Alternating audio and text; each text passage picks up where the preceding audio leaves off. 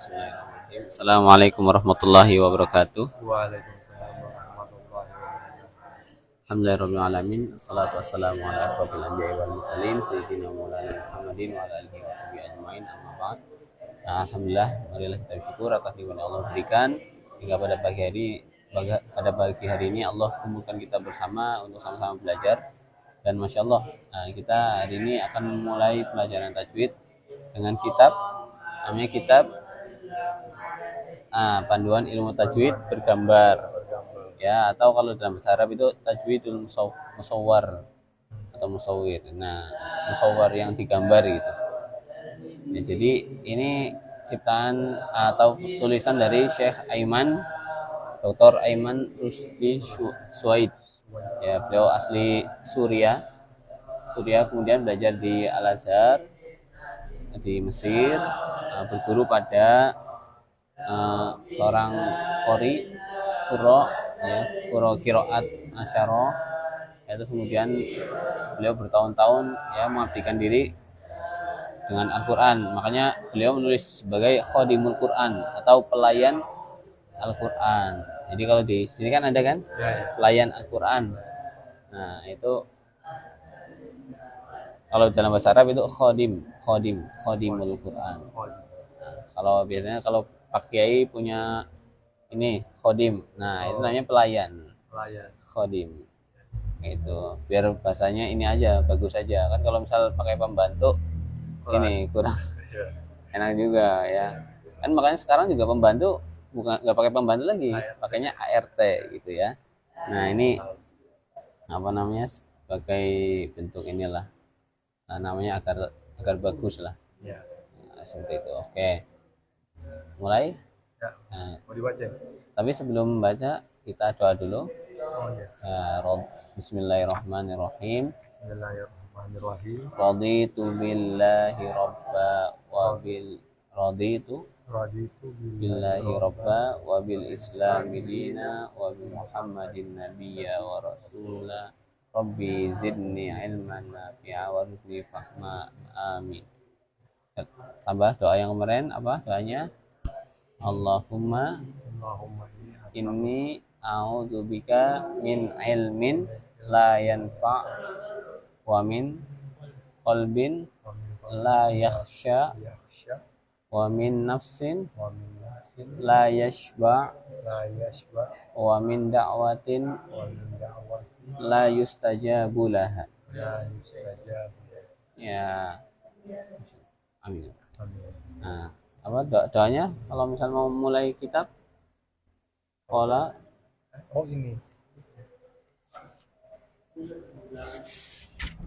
ini beliau masih hidup ya, jadi berarti pakainya yang bawah. Oke. Ini yang atas bawahnya sama aja Ya, sama, terserah, pilih salah satu. Qala al-muallif hafizatullah ta'ala. Oke. Baru baca Ya, oke. seputar Al-Quran, Kayaknya kurang dekat ini. Oh iya. Biar seperti profesional. Segini cukup? Oke. Seputar Al-Quranul Karim. Definisi Al-Quran. Al-Quran adalah kalam Allah Ta'ala yang diturunkan ke dalam hati Nabi Muhammad Sallallahu Alaihi Wasallam. Membacanya bernilai ibadah. Tertulis di antara dua sampul kitab. Diriwayatkan kepada kita secara mutawatir. Manusia dan jin. Manusia dan jin ditantang untuk membuat surat paling pendek sepertinya. Maksud mutawatir adalah periwayatan suatu kabar secara luas dari suatu tingkat ke tingkatan lain, dari awal hingga akhir rangkaian isnad, di mana mustahil menurut akal kita seluruh perawi sepakat berdusta. Ya, masya Allah. Ini definisi Al-Quran. Ya, jadi kalau definisi itu memang banyak berbeda nanti karena para ulama banyak mendefinisikan menggunakan tata bahasa mereka sendiri. Nah, paling sering biasanya huwa kalamullah Hmm. al-munazzalu ala nabihi Muhammad sallallahu alaihi wasallam al-manqul mutawatir atau banyak lagi. Jadi kalau dalam bahasa Indonesianya Al-Quran adalah kalamullah. Nah, jadi kenapa ada dikatakan kalamullah? Karena zaman dulu itu ada fitnah tentang Al-Quran di zaman Imam Ahmad. Nah, zaman dulu rajanya itu setelah Harun ar-Rasyid itu sebutlah. Ini lupa nih kalau sejarah kayak ini. Ya, intinya di zaman Imam Ahmad itu Imam Ahmad mendapati beberapa masa kepemimpinan.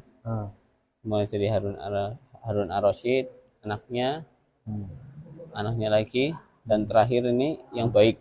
Akhirnya Imam Ahmad dikeluarkan dari penjara.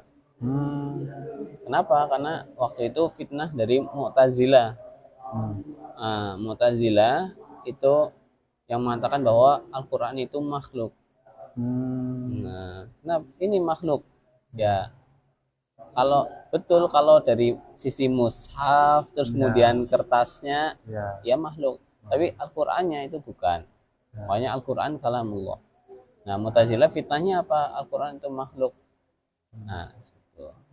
Nah, ketika zaman Imam Ahmad itu banyak ulama yang karena terpaksa takut dibunuh, takut dipaksa, ya akhirnya pura-pura mengakui bahwa Al-Quran makhluk. Tapi Imam Ahmad enggak. Ya, beliau harus tegas. Kenapa? Ternyata ada alasan dari beliau harus tegas mengatakan Al-Quran kalamullah. Baik mau disiksa atau dibunuh, tetap harus kalamullah. Kenapa? Karena Imam Ahmad tahu bahwa beliau adalah seorang ulama. Jadi kalau ulamanya ngomong Al-Quran makhluk, nanti murid-muridnya ikut. Nah, makanya ada teman sebayanya beliau namanya Yahya bin Ma'in. Itu dulu berguru bareng sama Imam Ahmad. Datang ke Mekah, ke Mekah Madinah buat berguru. Ya kan Imam Ahmad tinggalnya di mana? Di Baghdad, di Irak. Nah, jadi datang jauh-jauh bareng temannya Yahya bin Ma'in. Nuntut ilmu bareng nih. Tapi pas akhir-akhir Yahya bin Ma'in ikut ini. Maksudnya dia inilah kena terpaksa, akhirnya bilang Al-Quran makhluk. Nah, sama Imam Ahmad jadinya dicuekin. Padahal berteman dari dulu. Akhirnya kayak gitu, beliau mengatakan, kenapa saya nggak mau melihat kamu gitu kan intinya. Karena kita ini ulama. Jadi kalau misal ulamanya aja ikut seperti itu, nggak punya pendirian tegas, ya maka umatnya, pengikutnya akan ikut. Itu Masya Allah di Imam Ahmad, makanya disebut sebagai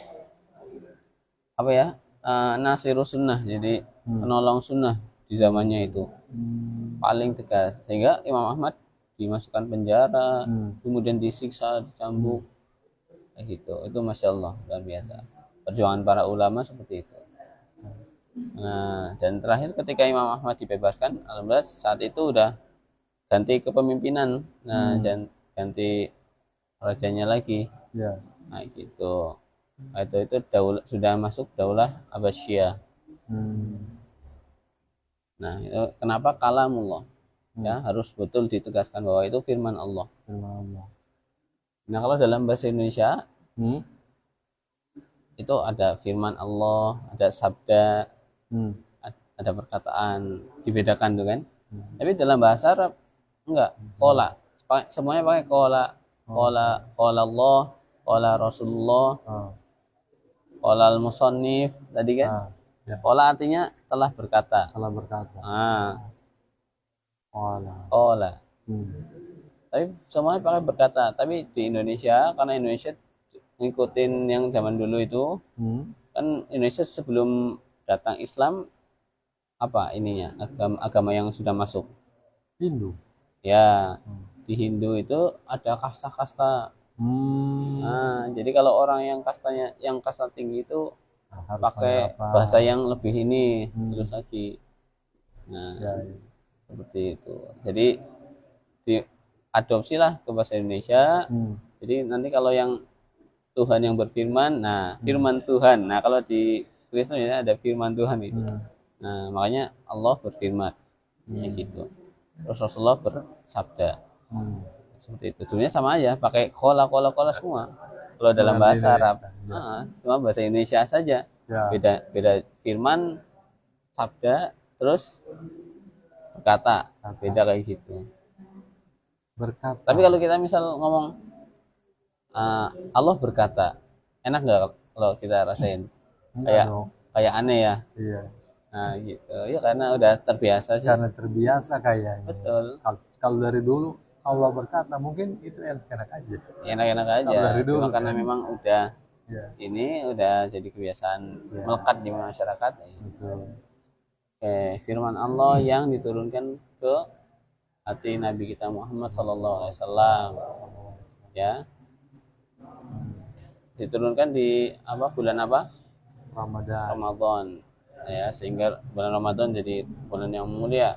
Ya, bulan Quran. Bulannya Al-Quran. Iya, betul. Bulannya Al-Quran Ramadan itu, karena diturunkan di bulan Ramadan pada Nabi yang paling mulia, Nabi Muhammad SAW. Masya Allah. Dan ternyata ayat pertama kali yang turun surat apa? Surat Al-Alaq ayat 1 sampai 5. Iqra, bacalah. Kalau kita masih belum suka baca berarti belum ngamalin.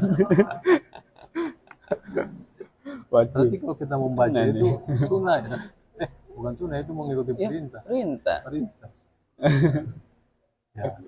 Nah, tapi secara umum literal maksudnya berarti belajar intinya. Jadi orang Islam itu ternyata kalau ngikutin Al-Quran, ngikutin perintah Allah, dia wajib pintar. Ya. Orang Islam wajib pintar, nggak boleh orang Islam bodoh. Nah, gitu.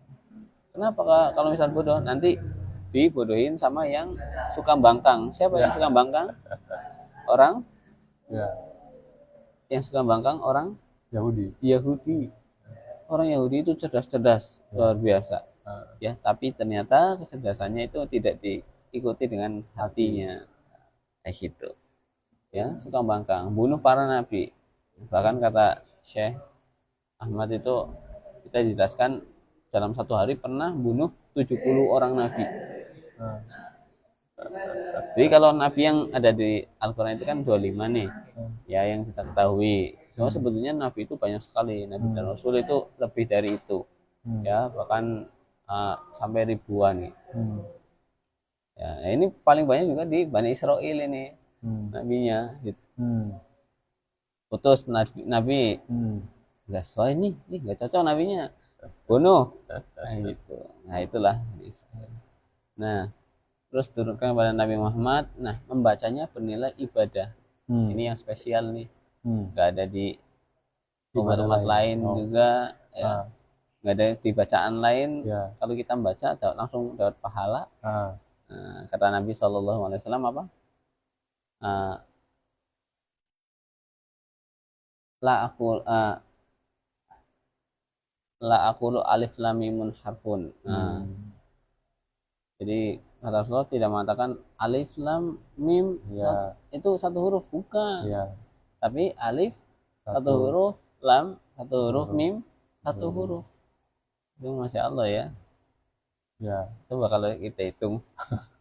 Itu satu Al-Quran itu berapa ini sih? Huruf. Ya. Jadi kalau tamat tuh lumayan nih 2 juta. Kayaknya lebih loh. Lebih dari 2 juta. 2 juta jadi asal sebut aja. Oh, iya. Ya, Masya Allah. Jadi itulah Al-Quran. Makanya ternyata betul juga firman Allah, wa in ta'uddu nikmatallah la tuhsuha. Kalau kita mau ngitung-ngitung nikmat Allah, nggak mungkin bisa. Iya. Ini belum yang ketika kita membaca Quran itu dapat nikmat, dapat pahala.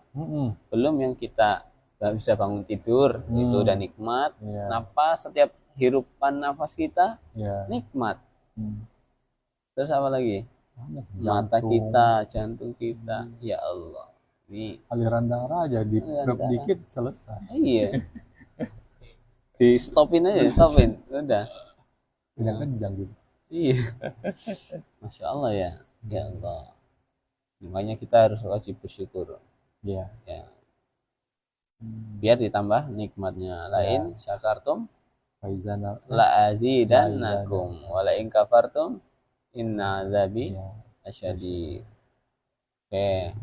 Terus tertulis di antara dua sampul kita ini intinya dituliskan di mushaf.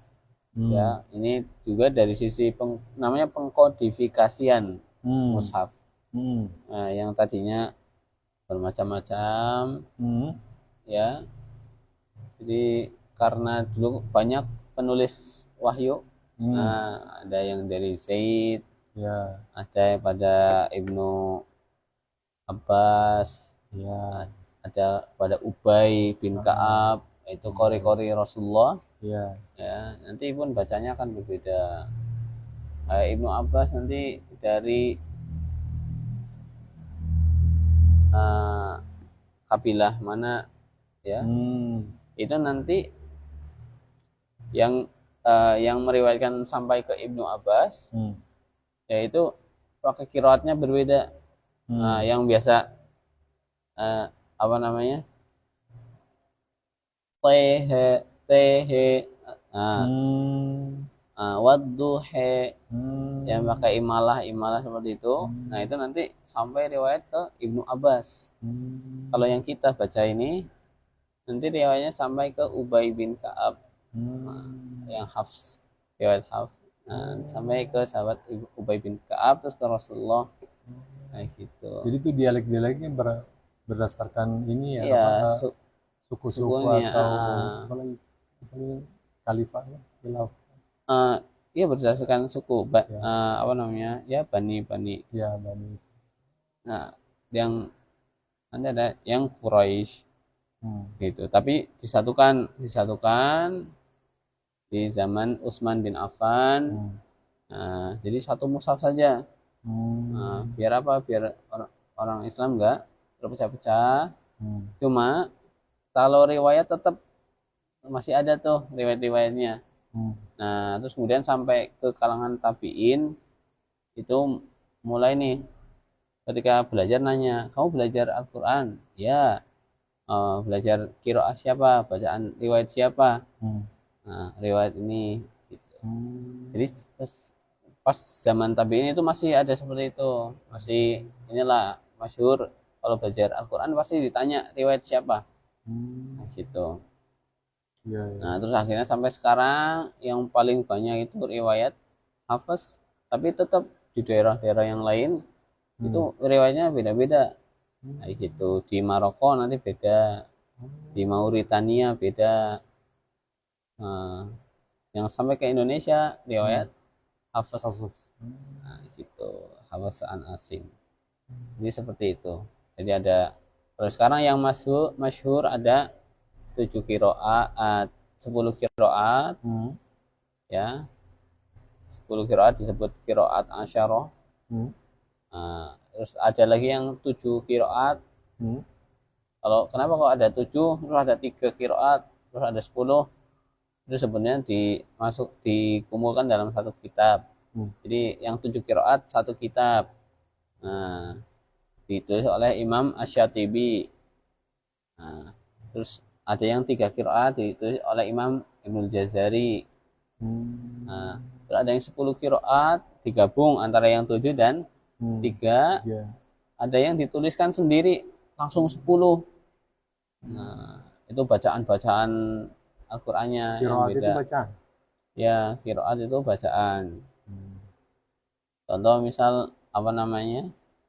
Di surat Al-Ikhlas. Walam yakul lahu kufuwan ahad. Itu masih satu qiraat riwayat Hafiz. Ya, dari Imam Asim. Jadi Hafiz muridnya, Asim gurunya. Nah, Asim punya murid yang lain namanya Syu'bah. Itu pun udah berbeda bacanya. walam yakul lahu kufu'an ahad. Bukan pakai wa, tapi pakai hamzah. Kufu'an ahad. Oh. Nah, Tapi itu ininya beda kan jadi. apanya? Artinya jadinya beda. Artinya beda, ada yang sama, ada yang beda. Nah, gitu. Oke. Jadi itu kurang lebih kayak gitu. Jadi nanti diriwayatkan. Nah, di sini kan maksudnya mutawatir. Jadi yang meriwayatkan Al-Qur'an itu banyak. Ya. Gak cuma satu orang, dua orang. Ya, mutawatir itu kalau dari sisi dari pembelajaran ilmu hadis itu 9 orang atau lebih. Ya. Bahkan bisa lebih. Jadi mutawatir. Oke. Terus kemudian apa itu? Manusia dan jin ditantang untuk membuat surapan pendek sepertinya. Nah itu banyak. Jadi di Al-Quran itu kalau kita melihat itu banyak tantangan-tantangan Allah. Banyak ayat dimulai dengan pertanyaan, ayat dimulai dengan penegasan, gitu. Pertanyaan contoh, ayat pertanyaan. Nikmat apa yang kamu dusta? Kalau itu pertanyaan yang sering diulang kan? Iya. Fabi ayyi ala'i rabbikuma tukadziban. Nah, ada misal yang sering kita ini yang misal di khotib Jumat kalau baca Al-Ghasyiyah, hal ataka hadisul ghasyiyah. Itu pertanyaan. Apakah sudah datang pada kalian pembicaraan tentang ghasyiyah atau kiamat atau apa namanya suatu bencana? Terus alam taro, itu alam taro kaifa fa'ala rabbuka bi ashabil fil, apakah kalian mengetahui apa yang terjadi dengan kisah para ashabul fil? Gitu. Alam nashrah laka sadrak. Itu pertanyaan-pertanyaan itu di awal. Gitu. Dan ini ternyata di bangsa Arab itu aneh awalnya. Ada suatu ibarat kalau syair itu masa langsung diawali dengan pertanyaan. Nah ini beda Al-Quran. Seperti itu. Terus apalagi yang aneh di orang Arab? Alif lam mim. Ini aneh sekali. Diawali oleh huruf. Apa nih? Nah nanti kita akan pelajari alif lam mim itu apa namanya gitu kan? Ada istilahnya. Namanya huruf muqatta'ah. Nah orang Arab itu aneh. Toha. Di awal kayak gini apa nih maksudnya? Yasin. Nah gitu. Oke. Terus kemudian mutawatir. Ya, periwayatannya banyak. Terus apa lagi? Jalurnya. Rangkaian isnad. Oke. Dimana mustahil menurut akal jika seluruh perawi sepakat berdusta. Jadi kalau banyak yang meriwayatkan itu nggak mungkin berdusta. Iya. Ya kalau misal berdusta udah ketahuan. Enggak. Orang banyak. Coba nih kita satu ini. Salah nih berarti ngantuk. Ngantuk pas pelajaran. Iya. Kayak gitu. Memang kalau pas belajar itu ngantuk itu memang apa namanya? Bagian dari ujian. Bagian dari pembelajaran. Kalau nggak ngantuk nggak nikmat. Ya. Tapi kalau yang bisa melawan rasa kantuk, itu luar biasa. Berarti sungguhannya ya dia giro atau semangatnya itu berarti besar. Kenapa? Ngantuk itu pasti nanti datang dari setan ini. Setan nggak mau kita itu paham.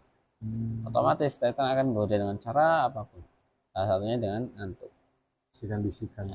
Maka dengan kita melawan rasa kantuk berarti kita sedang melawan setan. Kita lagi berperang.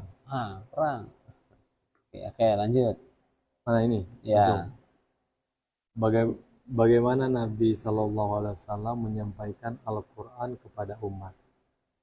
Rasulullah Sallallahu Alaihi Wasallam menyampaikan Al-Quran kepada umatnya melalui dua cara. Pertama, secara tertulis, ditulis dalam kitab. Kedua, secara lisan. Periwayatan melalui suara. Al-Quran sampai kepada kita melalui dua cara tersebut secara mutawatir. Ya, seperti itu. Jadi ketika zaman Rasulullah, pas masih Al-Quran masih diriwayatkan, itu para sahabat nggak boleh nulis hadis dulu. Kenapa? Takut tercampur antara hadis dengan Al-Quran. Gitu. Masalah ini saking menjaganya ya. Jadi harus betul-betul. Nah, makanya Al-Quran karena banyak yang menuliskan, ya, para penulis mushaf kayak Zaid bin Sabit, Ubay bin Ka'ab, gitu, dan sahabat yang lain yang menuliskan, yaitu mereka nggak nulis hadis. Itu. Nah, makanya kenapa kok Abu Hurairah bisa jadi paling banyak. Jadi kalau hadis itu saat ini yang paling top record, ya, Abu Hurairah radhiyallahu anhu.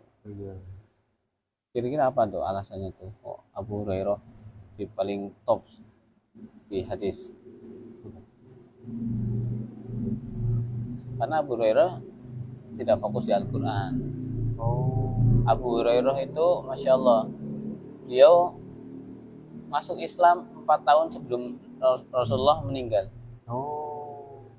Jadi kan udah telat ini kalau Al-Quran nih, ya.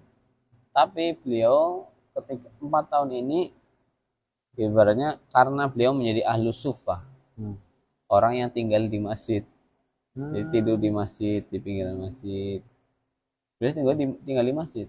Ahlus suffah ini ya terkenal rata-rata kalangan yang kurang mampu, tinggal di masjid. Tapi berkat dia tinggal di masjid, tiap hari sama 4 tahun berturut-turut ketemu Rasulullah terus.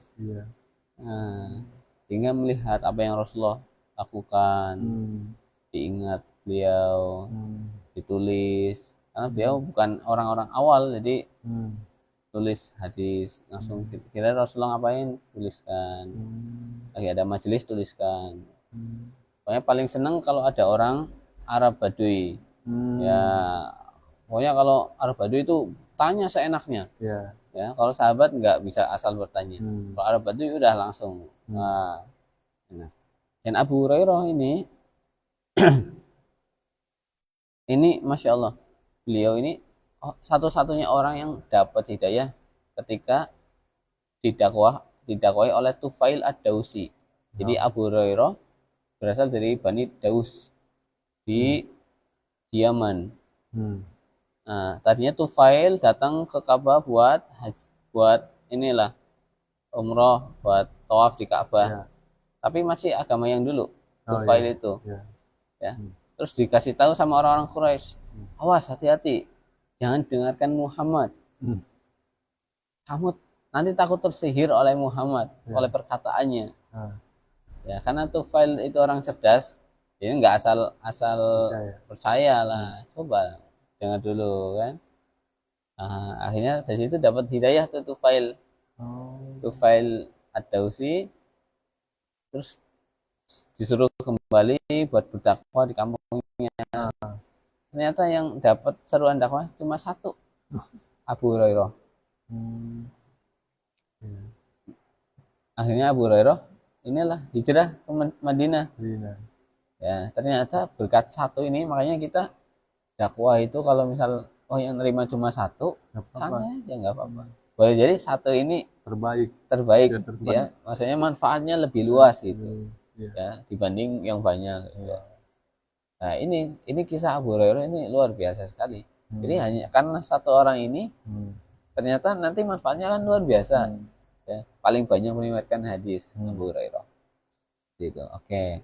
Terus jadi kalau Al-Qur'an dari dulu ini ya mutawatir. Jadi banyak yang meriwayatkan. Jadi nggak mungkin nanti orang itu berbohong. Kalau bohong pasti ketahuan langsung.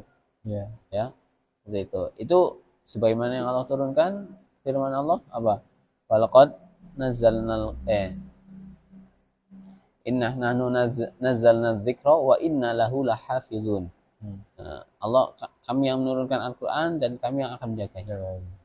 Itu Allah akan menjaganya. Ya, salah satunya melalui para Hafiz. hafiz Al-Quran. Gitu. Oke, sudah sampai kepada kita. Terus ada fase. Nah, itu kodifikasi Ya. Al-Quran. Fase kodifikasi Al-Quran. Pertama, penulisan seluruh penggalan Al-Quran di hadapan Nabi Sallallahu Alaihi Wasallam saat diturunkan dan saat wahyu datang. Zaid bin Sabit radhiyallahu anhu berkata, aku mencatat wahyu di dekat Rasulullah Sallallahu Alaihi Wasallam. Kala beliau mendiktekannya kepadaku. Setelah aku selesai mencatat, beliau berkata, bacalah. Aku membacanya. Jika dalam bacaanku ada yang kurang, beliau luruskan. Lalu setelah itu aku sampaikan kepada orang-orang. HR Tabrani dengan sanad dan para perawinya tiga.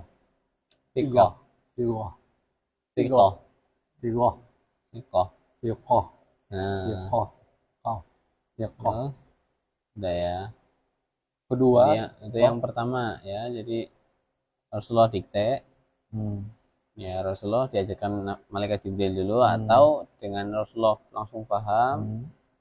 Ya, atau dengan cara-cara yang lain gitu. Pokoknya intinya berat, terkadang langsung ringan, terkadang berat sekali oleh Rasulullah. Ya, kemudian diktekan kepada sahabat, ditulis, terus kemudian baca. Nah, berarti kan kuat sekali kan kalau kayak caranya kayak gitu. Jadi udah didikte tapi dikoreksi. Nah, itu pun kalau kita nanti pembelajaran bagusnya seperti itu. Ya. Terus yang kedua, tulisan tersebut selanjutnya disalin ke dalam lembaran-lembaran pada masa Abu Bakar Asy-Siddiq radhiyallahu anhu. Terus itu yang kedua di masa Abu Bakar. Ini di lembaran-lembaran yang tadinya terpisah-pisah nih dikumpulkan. Ketiga, menyalin lembaran-lembaran tersebut dalam jumlah mushaf pada masa Utsman bin Affan radhiyallahu anhu. Nah, ya. Tapi sebelum nih, nanti di terakhir itu sampai Utsman bin Affan nih, udah ditetapkan nih satu nih. Makanya disebut dengan mushaf Utsmani. Nah, karena ini riwayat Hafiz yang dipakai. Nah, terus juga ini apa namanya? Nah, ketika sebelum Abu Bakar, sebelum zaman Abu Bakar, itu Rasulullah menyuruh para penulis wahyu itu mengurutkan. Jadi, nah itu kira-kira urutannya kok bisa urutannya sampai sekarang? Nah, apakah itu Rasulullah yang mau yang ngurutin atau memang dari Allah seperti itu? Dari Allah. Ya, jadi itu taufiki. Jadi memang urutannya seperti itu. Tapi turunnya itu macam-macam. Ya, ketika turun ayat-ayatnya tidak beraturan. Tapi di akhir ya sebelum Rasulullah wafat diurutkan dulu. Jadi ayat ini masuk sini, masuk ke surat ini. Kayak gitu. Makanya kalau kita ngelihat kalau misalnya di Al-Qur'an temanya ini bahas tentang ini kok tiba-tiba lompat sini. Ya. Karena itu udah taufik dari Allah. Nah, nanti akan ada hikmah yang kita dapat tuh. Nah, kalau kita bisa menggali hikmahnya, itu pasti banyak. Kan Iqra yang paling pertama, kok dia juga ditaruh iya. di Iqra yang pertama kali turun, kenapa ditaruh di surat berapa ya? Nah, di 130 gitu kan, udah mau akhir gitu. Terus surat apa yang terakhir turun? Surat, bukan ayat. Surat. Iqra nih yang pertama nih ayat nih. Oh, ini yang artinya kami telah sempurnakan, bukan agama. Itu yang ayat. Ada beberapa pendapat itu ayat terakhir. Tapi kalau surat terakhir yang turun kan itu insya Allah sudah hafal sih kita. 730.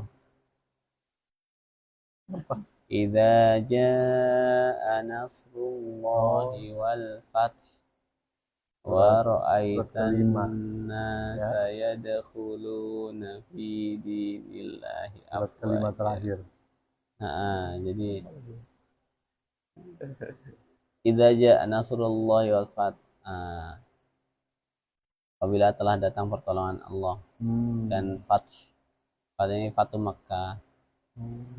Fatu Makkah ini udah berarti udah mau akhir, ya kan? Wa ra'aitan nasa yadkhuluna fi dinillahi afwaja. Melihat dan kamu melihat orang-orang masuk ke Islam berbondong-bondong. Beda dengan awal-awal. Awal-awal sembunyi-sembunyi, ya kan? Nah, sekarang di akhir-akhir udah berbondong-bondong. Fasabbih bihamdi rabbika wastaghfir. Maka bertasbihlah dan memuji Tuhanmu dan beristighfarlah. Ini syariat. Ya, jadi ada tasbih sama istighfar nih. Zikirnya.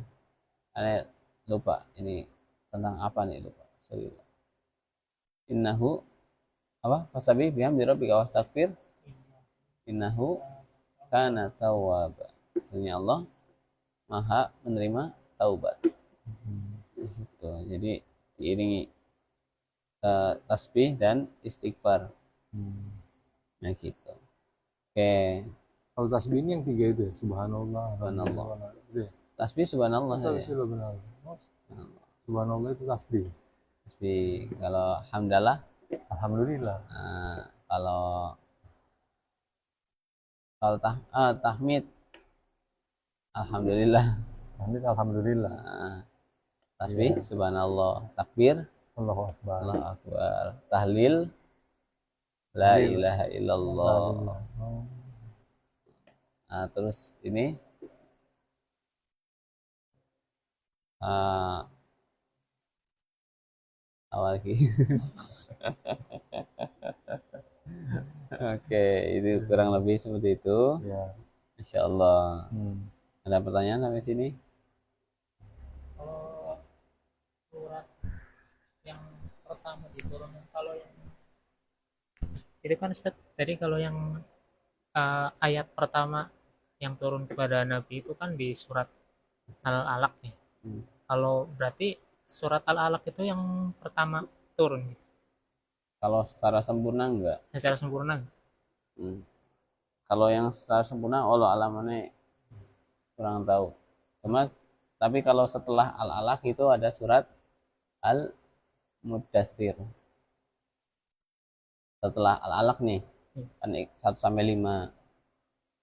Kan posisi Rasulullah ketika diturunkan itu ketakutan.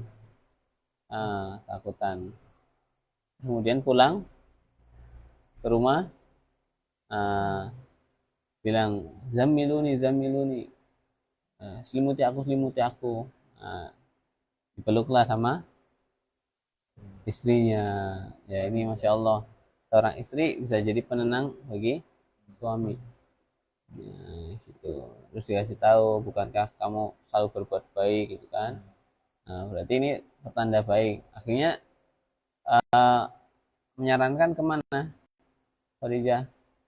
Ke Warokoh bin Naufal. Ini masih saudaranya Khadijah. Warokoh ini pendetanya Nasrani.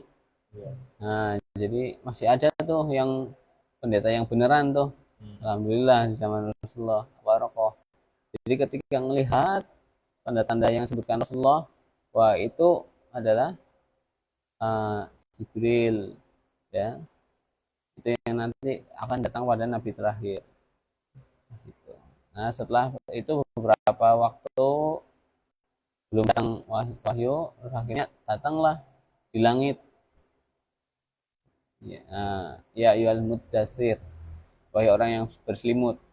Ada muddatsir, ada muzammil. Tapi yang ini yang pertama kali turunnya, yang setelah Iqra itu ya ayyuhal muddatsir, qum fa'anzir, bangun dan berilah peringatan.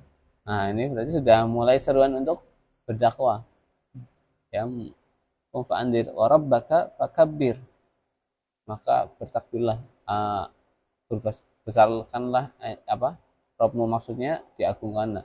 Rabbaka fakabir baka fatohir, dan pakaianmu sucikanlah. Nah itu. Warujza fahjur, kalau dosa-dosa itu tinggalkan. Nah, dan seterusnya. Nah gitu. Jadi kalau untuk satu surat secara penuh bukan di surat Al-Alaq. Dan jarang juga yang biasanya yang penuh itu pendek-pendek. Tapi ada surat yang penuh, kalau tidak salah itu di Quran surat Al-An'am atau Al-Anfal itu. Penuh langsung satu surat. Jadi kalau nggak salah, kalau tidak Al-An'am, Al-Anfal. Itu langsung borongan. Ya, banyak halamannya. Nah gitu. Allah alam so. Tapi kalau misalnya nanyanya ke ini Syekh, nah itu langsung set. Wah, itu memang udah mungkin.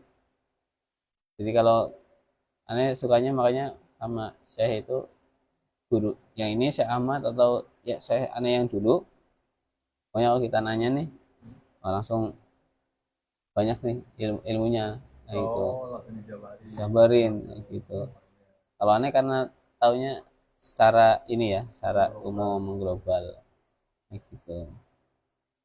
Kira-kira kenapa kok Syekh bisa kuat seperti itu? Kalau para masyayikh itu bisa kuat seperti itu, bisa paham secara, ya selain mengajarkan juga dihafal. Jadi mereka dihafalkan kitab-kitab yang ringkasannya itu sudah global biasanya. Iya, jadi memang ada namanya Manzumah Zamzami. Nah, ini membahas tentang ulumul Quran ini. Nah, di dalam syair ada ratusan bait.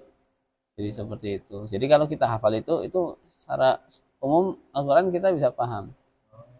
Nah, saya baru pelajari saja, cuma belum dihafalkan. Nah, gitu.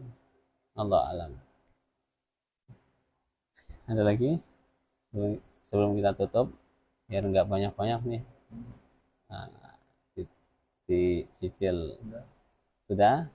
Alhamdulillah, semoga yang sedikit ini bisa bermanfaat.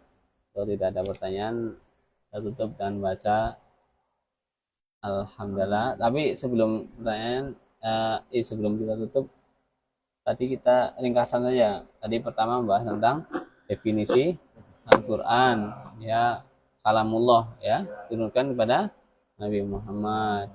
Ya, terus kemudian diriwayatkan secara mutawatir. Terus kemudian menyampaikan Al-Quran dengan cara tulisan dan lisan, ya. Bahkan nanti ketika kisah Zaid di halaman setelahnya itu dikoreksi. Jadi setelah Zaid bin Sabit didikte sama Rasulullah, terus kemudian membacakan, dikoreksi oleh Rasulullah.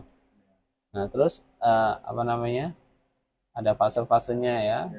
Fase-fase mulai dari fase penulisan, terus fase selanjutnya yang kedua salin, ya kan, disalin, dijadikan satu kitab gitu loh, yang tadinya bercecer ayat-ayatnya, kemudian disusun, dan susunan ini fikih, jadi memang dari Allah langsung, itu yang merintahkan Rasulullah. Terus kemudian yang ketiga di zaman Utsman, disalin jadi satu, ya. Keempat baru kemudian Utsman mengirim kitab tersebut bersama Polri, ya, berbagai betul. Terus yang terakhir, yang kelima, yang keempat, kaum muslimin menyalin yang tak terhitung jumlahnya. Ya. Terus kalau kelima, muncul sejumlah karya tulis yang mengatur penulisan Al-Quran.